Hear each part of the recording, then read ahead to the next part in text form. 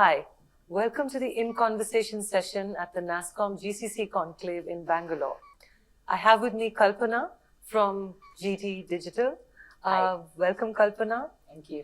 Pleasure to have you with us and talk about something that's close to, I think, everyone's heart and everyone's problem list, shall I say, of how to think about talent strategy in a hyper-connected world. So it's going to be over to you because I know this is a topic close to your heart. So why don't you set the context for us and we take it from there. Right. So I think the first thing to think about is what is changing, what is the landscape, and what is the hyper-connected world. Does that increase my reach as a company, to multiple sets of talent pools which were not available earlier? Have I really thought about my strategy of how could I actually pick different sets of talent across maybe walks of life, whether freshers, whether returning mums, whether, maybe elders who are wanting to, come back into the workforce, multiple options and multiple locations, and how can I actually facilitate that as an organization? Of course, making sure that I contribute back into the society which originally gave me, this whole, canvas to probably operate on. So, you've mentioned a lot of things, diverse people, diverse profiles. You talked about even elderly people. I've never thought about that, but that's a great option. So many talented people out there. But firstly, how do you reach all these people? Are you as an organization? What we hear is that companies like yours, or maybe like the GCCs, the conference that we are part of, they don't really hire freshers. They're looking for experienced people. So how does this diverse profile actually fit in? While it sounds really good in a hyper-connected world where so many people can now enter the workforce, does it really work practically? Look, the first thing I want to say is for anything to work practically, you need to go at it. Yeah. I think expecting that you get a, ready-made answer would be incorrect, especially in matter of, I think, talent. In my view, because you had a lot of questions as well, let me first try and untangle that from my answers. So the first thing is, I think, look, if you want to reach out to the hyper-connected talent community, you need to be tech savvy. You need to make people feel that, they are part of a brand, they feel wanted, they can actually work from anywhere, and you're actually maintaining and channelizing their passion and purpose continuously, right? And so I think the most important enabler there is technology and how you use it to maybe make persons into super persons, right? So how can I actually potentially use somebody's best quality via enabling them, embedding technology in my talent process? The second question that you asked is very, very interesting for me because I've been in the GCC world literally for quite a long time now. What we tend to forget, and I'm going to be a bit frank over here, what we tend to forget is all of us started as freshers, right? In the original GCC so-called world, there were no trained resources. Everybody, learned what is transition. Everybody learned how to actually run a process. Everybody learned how to actually, maybe integrate technology enablement into my service delivery. I think over a period in time, what has happened is some of our leaders, and I dare say this, become complacent and very, very, cookie cutter from a perspective of, let me just, get the best and fastest solution. Now, look, if you want all the time a ready-made cookie and you're never willing to bake your own, you have a price to pay for that. And if in case, if you bring that back into, maybe a talent construct, if you don't want to invest in a person and you're all the time going to be dependent on whether it's consulting, tech or other firms, let them take the risk, let them actually do the training, let me just enjoy the benefits of that training and then I will just drop them and change. Then you're not going to get that engagement and you're not going to get a person who gives it their all. you'll probably get somebody who comes in for maybe a job, but not really to pursue a purpose. You can't have the cake and eat it too, I feel. So it is very important, according to me, to look at freshers because you look at the technology is just like 2-3 years old. If suppose I hire an experienced person and pretend that they are really that tech savvy, this tech wasn't even available 20 years back. Are you kidding me? So, I don't think, that it's important to look at the quantum of experience. I think we need to change our realm into quantum of relevant experience. I'm not saying somebody 20 years old cannot, in an experienced way, cannot learn something, but then they are a fresher in that. So you're actually saying that there is a huge business imperative to thinking this way. Yes. So one is, if you go for the ready-made cookie, you'll pay the premium for that ready-made cookie.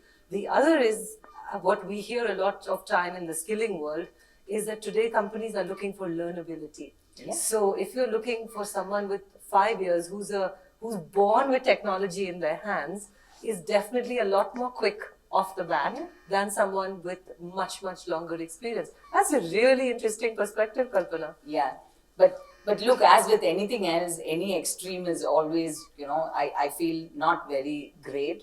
I think we need the knowledge of an experienced person in the brand, and we need the learnability skill of the next gen. So, the idea would be, how can we fester both and how can technology do that? Yeah. So, for example, do I have, like, let's say, onboarding mechanisms which I can use to actually engage that personality, different walks of life, and get them into maybe my office, my virtual office, and then ingrain in them saying, why is my purpose and yours matching? Will be a very different result to probably, just saying, look, I need X and X, so and so kind of skills. Why don't you just send somebody? That person is not going to have your organization at the front and center of their heart and minds. Yes, they will deliver the job. Yes, you will pay the price. Remember that we are actually in a cost to serve kind of, functionality, and you don't want to then appear that, look, my costs are just going up, and essentially, we are becoming ousted from a preferred location. Yeah. Because I think the more you spread your wings around India, and the more you're able to give back to India what somebody gave to you, I think you'll do a better job of the future. Well, that's music to my ears. I'm from the skilling world, as you know. I head the ITes Sector Skills Council. But this aspect of giving people an opportunity in the hyper-connected world, like you talked about, the immersive onboarding and bringing people much more attuned to what your organization is, opening up opportunities to people in different places, using technology to do that. I think is a message that we would also like to take, and I'm so glad that you are making statements like that, because this is what helps us go out and talk to people, talk to government, talk to academia, to say there is opportunity out there. So, thanks a lot for that perspective.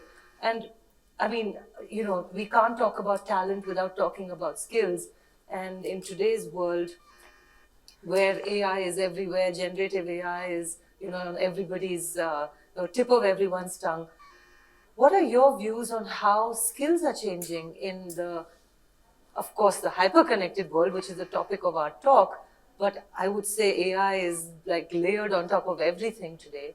So what is your view on the skills that people need to be prepared with when they're entering a world like this? Right. So my first thing would be, remember to peel the onion, okay? Whenever somebody says AI and, you feel uncomfortable, remember that, even like maybe 100 years back, people said machines will actually replace human beings, and we are 100 years now, and we don't think that machines are replacing human beings. I think the most important thing is, can I get more effective knowing what is out there as a, maybe enabler for me to perform better, faster, and go back to my daughter and spend more time with her, right? Or my son, or my family, or a loved one, right?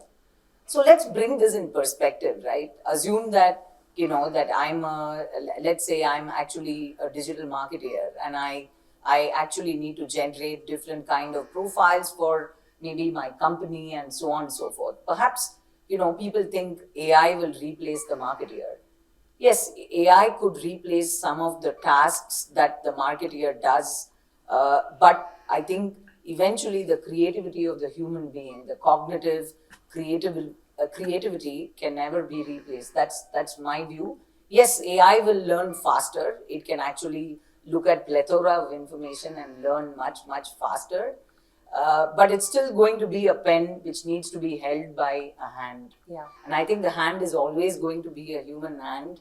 It's not going to be the Terminator hand of Arnold Schwarzenegger, right? It's going to be your and my hand, which is going to use the pen. Yeah. Now you can say, look, I'll put the pen in my pocket and it'll blot my shirt and maybe I'll get into a lot of security issues, blue, blah, blue, blue. Or there is no transparency and things like that. But anything which is actually making our lives better, we need to understand that so that we can use it. We need to understand it better so that we can safeguard, right? And safeguard is not just for you and me. It's for the rest of the universe from the future perspective. Because, precisely, my view is that we are building this world for somebody else to actually take care of it. So when we build it, we need to build it carefully. So what I understand you saying is you will still need to know what you need to know. AI is going to help you be better, maybe be faster, spend more time with your daughter. I'll spend more time with my sons. Yes. But you better get out there and learn what you need to learn and maybe learn it a little bit better, because otherwise AI will show you up and you won't even be able to use that effectively. Yeah. So thanks so much, Kalpana. I think this was a real pleasure and loved listening to your views.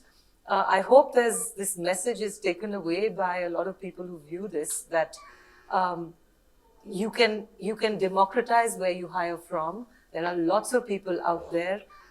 We are in a world where we need to cost optimize, and these are opportunities to do that. AI is there, but it